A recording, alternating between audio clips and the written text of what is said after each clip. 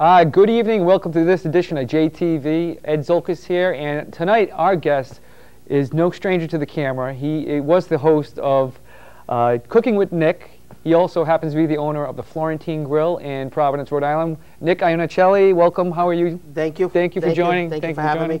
North Providence, Rhode Island. Is it North Providence? Yes, I'm sorry. yes. It's right on the line. Right on the line. Right on the line. That's great. How are things going at the restaurant? Good. Good. Yeah. You know, we're just finishing our 12th year. We've been in business a while, and you know, it's going good. It's going good. We change with the trends. We keep up with new things and try to keep people interested in having a great time and having a great food and service and the whole 9 yards. That's what goes into it. You know. You guys do an excellent job over there. I've been there a couple times, and thank you. I really enjoy it. Thank you. We try. We try. We've got a great staff. You know. Yeah. That's what it takes.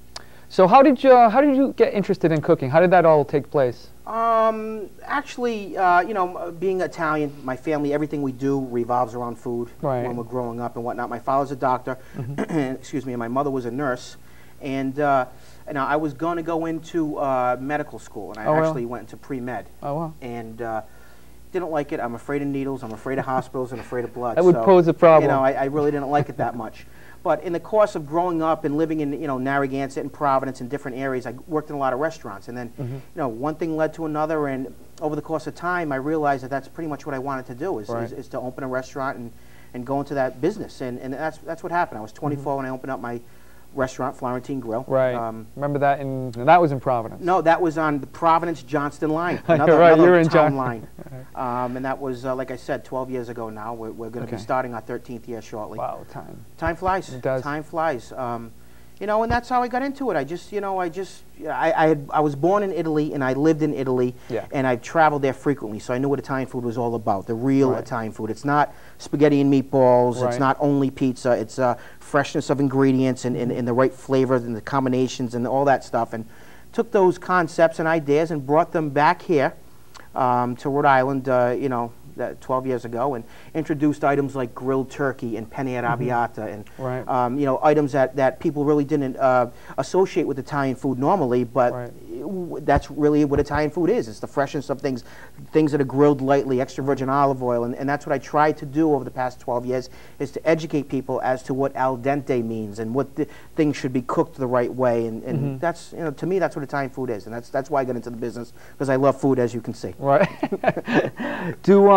Now, if you had to classify, and you probably can't, your restaurant, and I know a lot of Italian cooking is regional in nature. Yep. Is there more region in one area? Yeah, I mean, it's the Florentine Grill, Florence, Northern Italian.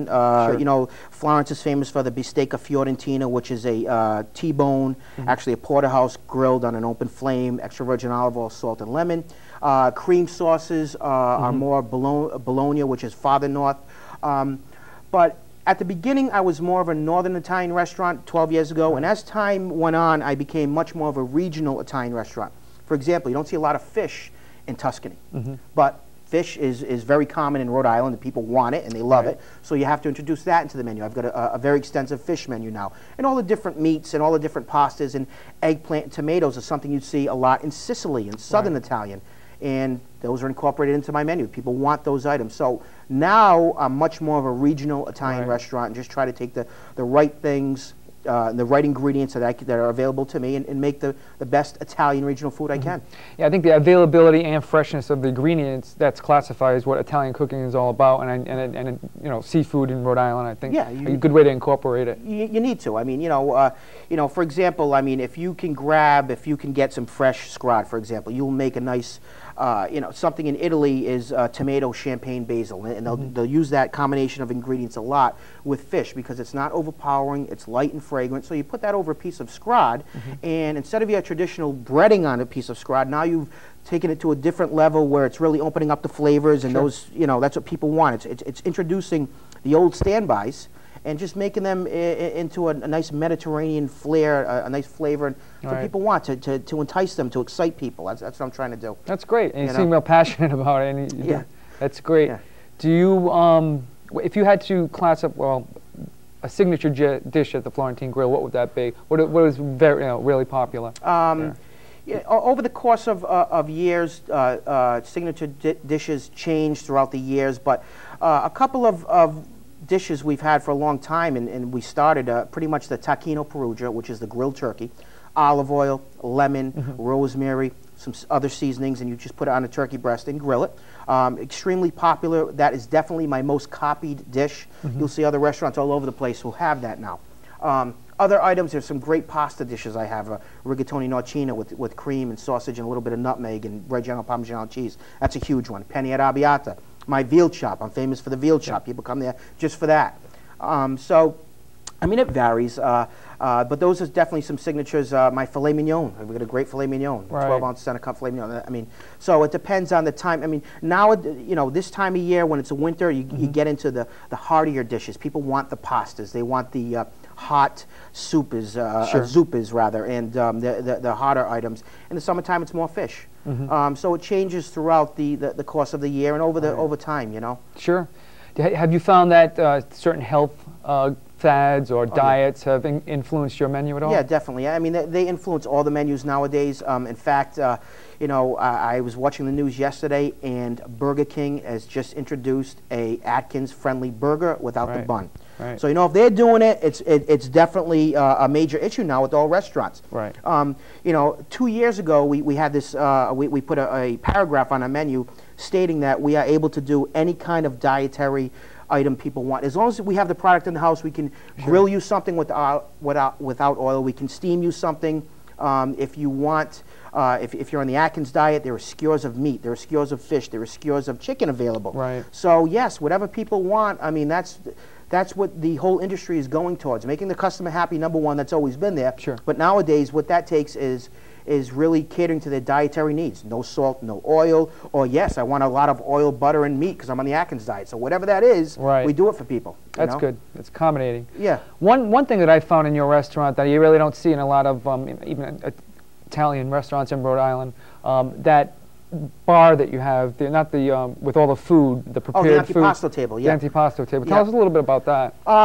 We put that out on weekends, on Friday and Saturdays. We have it every night. What that is, it's a combination of about 12 to 15, 16 different items, and they range from, you know, from prosciutto, cheese, and olives, like some of the traditional things you would, you know, associate an antipasto with, to a little more, you know, real Italian rustic items like Papa al Pomodoro and Tuscan beans, grilled and roasted vegetables. Sometimes there's risotto on it. Sometimes there's fish on it. Sometimes there's meat on it.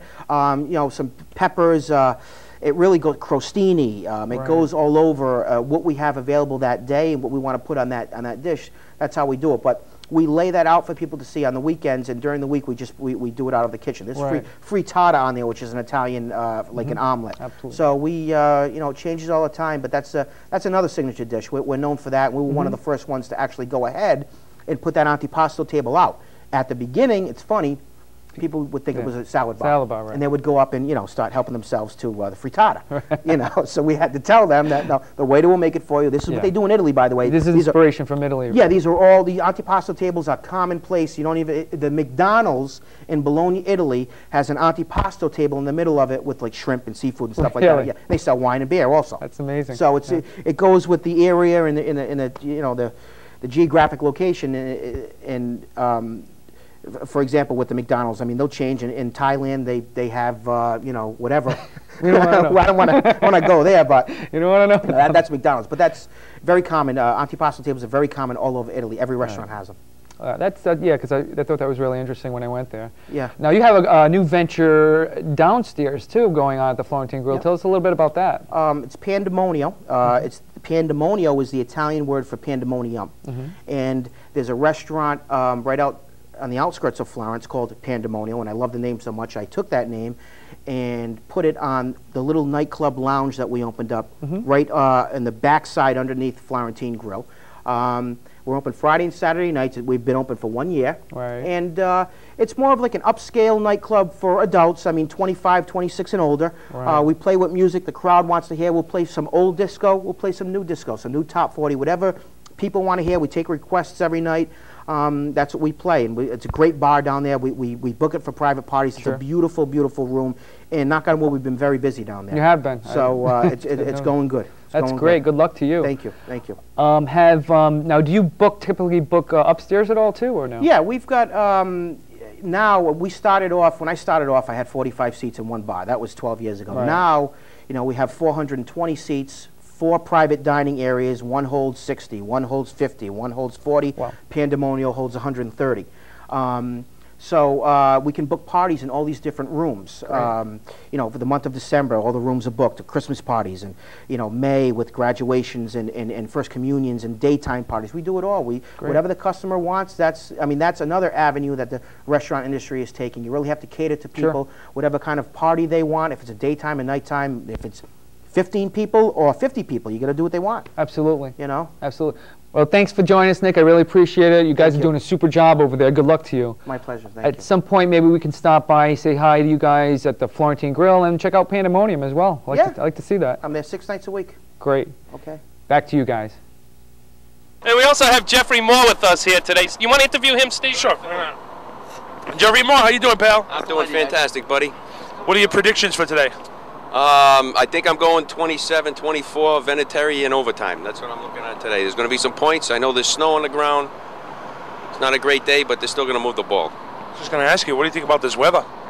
The weather's not so good. It is kind of cold out there, a little windy, a little snowy. I mean, not the greatest conditions. But I do have some good news. I just saved a bundle on my car insurance. I switched it to Geico. I switched. Can we say Geico? It's a beautiful thing. But just figured I'd throw that out there. I don't have the phone number, so if you guys want to call, just look them up in the Yellow Pages or something. But no, I think it's going to be fine. It's great football weather, you know.